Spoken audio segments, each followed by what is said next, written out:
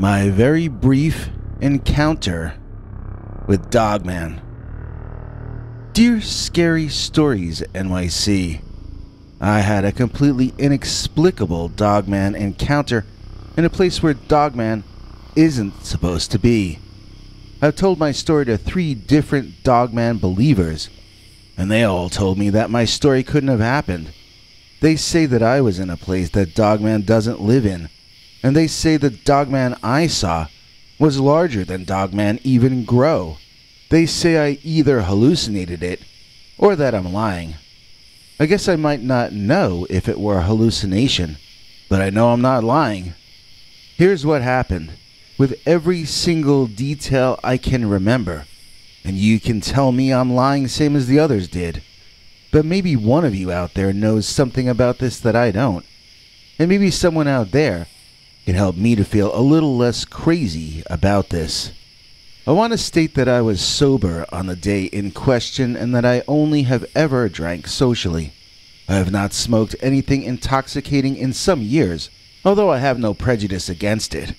I experimented with psychedelics in college, but that was 20 years back. I did not feel this was a flashback, as I did not feel as though I were under the influence of anything.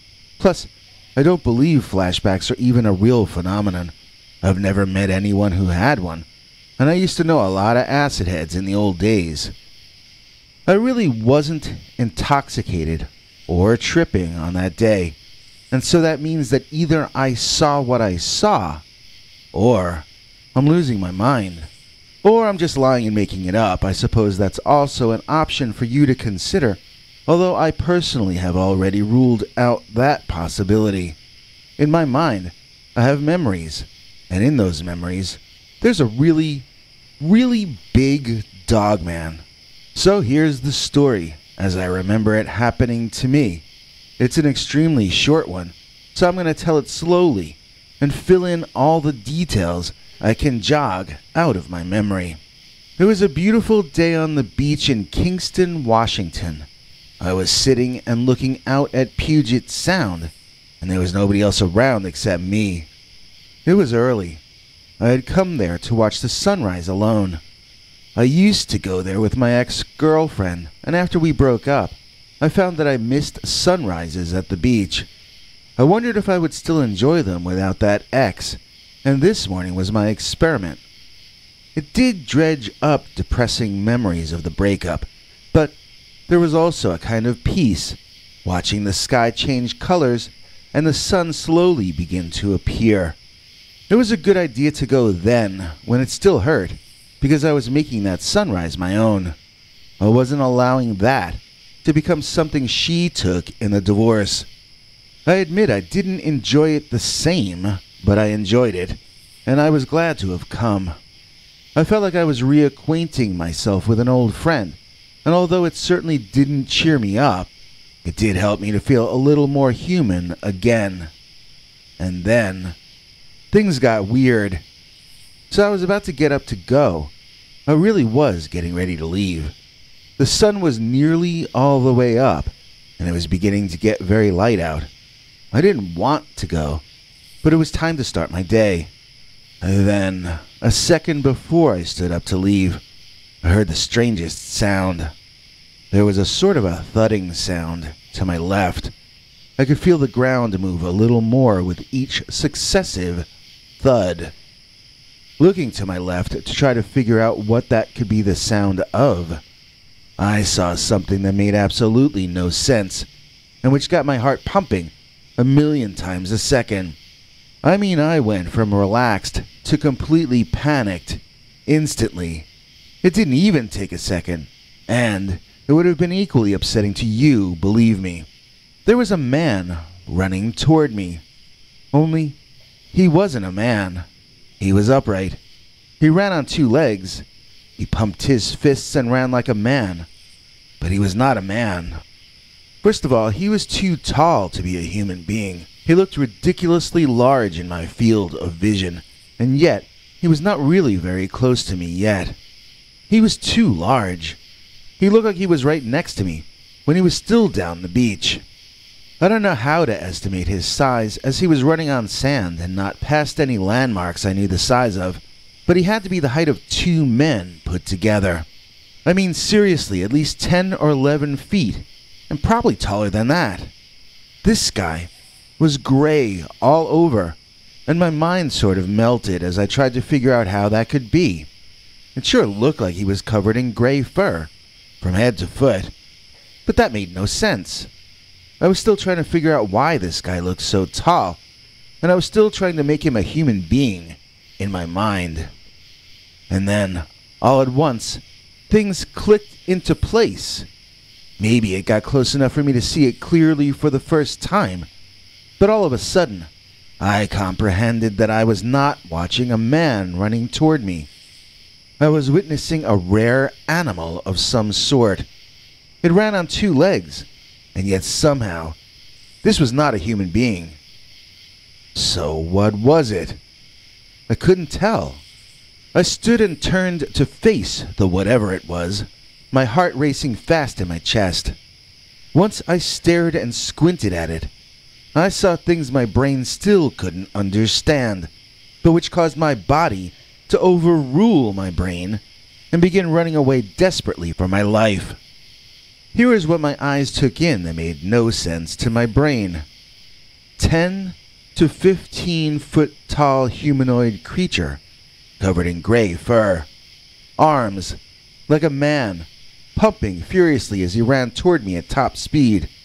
It would have taken me an hour to run the distance he had run in a minute or 2. He had incredibly long legs, and looking at them from the front, I had first perceived them to be humanoid legs. But they were not humanoid legs. I think possibly the last thing I noticed was the odd shape of the legs. I think that was what got me started running away in the first place. They were bent differently from my legs and yours, and it wasn't until I was actually running that I put 2 and 2 together and realized this thing was running on the hind legs of an animal. A quadrupedal animal, like a dog or a cat. That was the way they were bent, like the way a dog's hind legs are. But the front legs, they didn't look like legs at all. They resembled arms. Maybe not human arms, but ape arms or chimpanzee arms. They pumped like human arms as it ran, though. The other thing that put the chill into me and got me running was that head and face. I've been leaving that to the last because it's the hardest to believe. This thing had dog ears up on top of its head. It had eyes as black as night and tall pointed dog ears above them. As far as I could tell, his face was as covered in dog hair as the rest of him. He was a bear-sized dog, and he somehow knew how to run on his hind legs.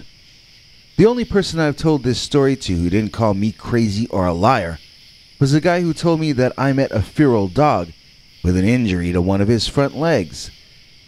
This guy's theory was that the dog had injured one or both front legs and had taught himself to walk upright, eventually becoming good enough to be able to run on his hind legs. The story does make sense until you consider the arms this dog had. It pumped arms ending in fists as it ran. No dog could do that with a dog's front legs. He was shaped differently from a dog and differently from a human. This guy was something in between, like a combination of a man and an animal. So I ran down the beach hoping I had time to get away, and I saw some young people walking down the sand toward me. I waved my arms and told them to run. I shouted. There was a bear-sized dog chasing me. And they all laughed. I turned around, and the dog was gone. I didn't blame those kids for laughing at me. I must have looked ridiculous running down the beach for no reason, shouting about a dog monster. I felt ridiculous, but I knew the Dogman couldn't be far away, and I got the heck out of that area as fast as I could. Even after I got home, I was shaking for almost an hour. It felt like the curse of that particular ex-girlfriend. So I stopped going to that beach for years. The Dogman, as it turned out, was an even more powerful reason to avoid the place than the pain of my lost love. I moved out of Washington in 2018, but my family and I are talking about me making a visit this coming summer for my grandfather's 90th birthday party.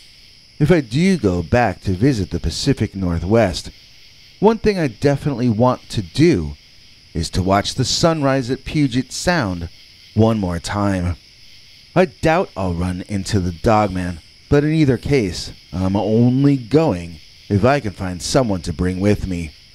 And this is because I don't want to risk a repeat of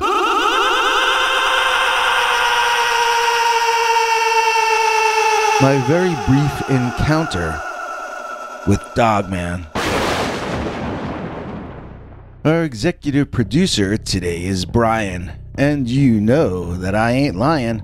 Please join us in thanking Brian Kulig for making this episode possible. In exchange, Brian gets all our perks, including getting to see shows in advance of the public when possible, and getting to see each of our secret uncensored Sunday episodes, all of which are far too wild to ever run on this channel. And you can access these as well as our over 21 hours of archived, secret, uncensored Dogman stories. Here's international TV spokesmongrel Henry Lee Dogman to fill in the deets. Hank?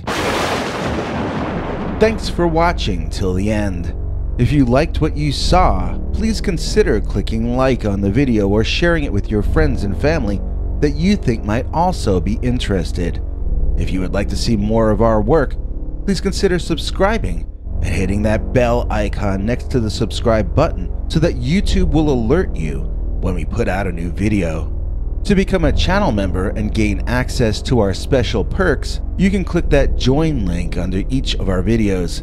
Another option is to join our PayPal subscribers club at peterbernard.com. You can join for as little as 99 cents on YouTube or $1.50 at peterbernard.com, and that gains you access to our weekly secret uncensored episodes. If you'd like to see our 21 hours of archives of uncensored Dogman stories, then please join at the $3 level or above. To get to watch our shows in advance of the public, please join at our $10 level. That gets you all the perks.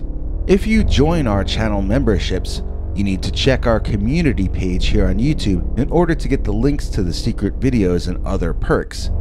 If you're in the PayPal subscribers club, Peter will email you all the news and links himself. Once joining the PayPal club, which is Peter's homemade club, please give him a chance to see that you've joined and to compose you a personal welcome email, as none of that is automated.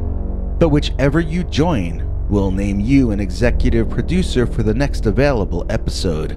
Do you have a scary experience that you'd like to share with us? You can email us at scarystoriesnyc@gmail.com or call our Scary Stories voicemail hotline at 804-LA-SCARY.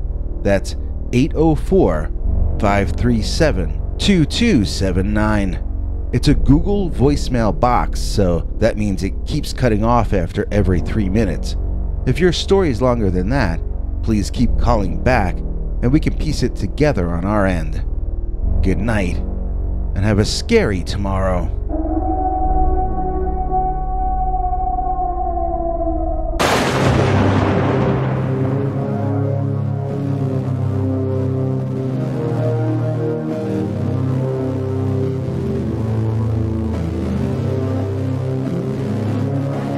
Come back for more scary stories.